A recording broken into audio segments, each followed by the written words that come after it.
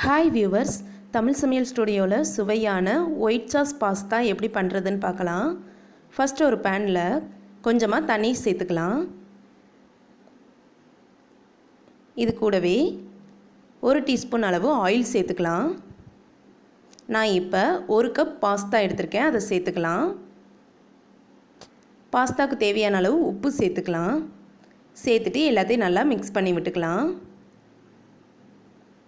Mix பண்ணிவிட்டு இந்த பாஸ்தாவை நல்லா வேக விடலாம். இப்போ பாருங்கள், பாஸ்தா நல்லா வெந்திருக்கு.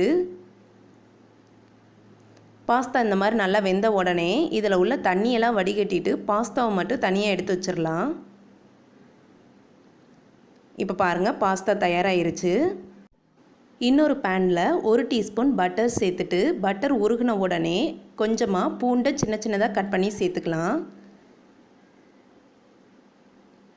பூண்டு நல்லா வதங்கின உடனே கொஞ்சமாக கேரட்டும் பீன்ஸும் சேர்த்துக்கலாம்.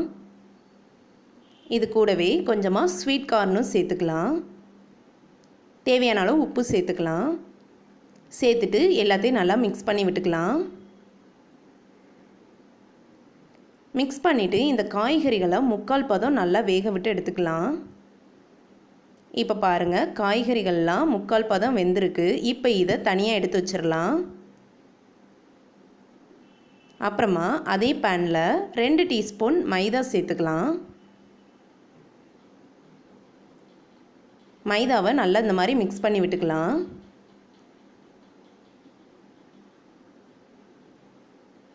நல்லா இந்த மாதிரி வந்த உடனே இதில் 1/2 லிட்டர் பால் எடுத்திருக்கேன், அதை சேர்த்துக்கலாம். சேர்த்துட்டு அந்த மைதா மாவோடு நல்லா மிக்ஸ் பண்ணி விட்டுருங்க. மிக்ஸ் பண்ணிவிட்டு இந்த பாலை கொதிக்க விடலாம். பால் நல்லா இந்த மாதிரி கொதித்து வந்த உடனே இதில் கொஞ்சமாக நான் சீஸை கட் பண்ணி வச்சுருக்கேன், அதை சேர்த்துக்கலாம். சீஸ் கண்டிப்பாக சேர்க்கணுங்கிறது கிடையாது, நீங்கள் விருப்பப்பட்டால் சேர்த்துக்கலாம். தேவையான அளவு உப்பு சேர்த்துக்கலாம். சீஸ் சேர்த்துக்கிட்டால் நல்லா க்ரீமியாக கிடைக்கும், அதனால தான் நம்ம சீஸ் சேர்த்துக்கிட்டோம். அது சேர்க்காமலும் பண்ணலாம். இந்த பாலை கொஞ்சம் வற்ற விடலாம். பாருங்கள், பால் நல்லா வற்றி இந்த மாதிரி நல்லா கெட்டியாக வந்த உடனே இதில் 2 வத்தலை இந்த மாதிரி சின்ன சின்னதாக பொடி பண்ணி சேர்த்துக்கலாம். 1 டீஸ்பூன் மிளகுத்தூள் சேர்த்துக்கலாம். நாம் வச்சுருக்கிற காய்கறிகளும் சேர்த்துக்கலாம். சேர்த்துட்டு நல்லா மிக்ஸ் பண்ணி விட்டுக்கலாம். நல்லா இந்த மாதிரி மிக்ஸ் பண்ணதுக்கப்புறமா இதில் நாம் வச்சுருக்கிற பாஸ்தாவை சேர்த்துக்கலாம். சேர்த்துட்டு எல்லாத்தையும் நல்லா மிக்ஸ் பண்ணி விட்டுக்கலாம்.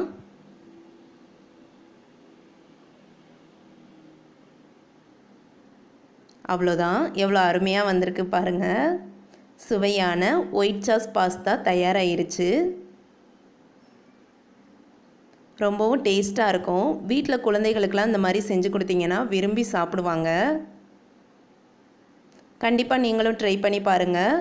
உங்களுக்கு இந்த டிஷ் பிடிச்சிருந்ததுன்னா லைக் பண்ணுங்கள், ஷேர் பண்ணுங்கள், மறக்காமல் சப்ஸ்கிரைப் பண்ணுங்கள். தேங்க்யூ.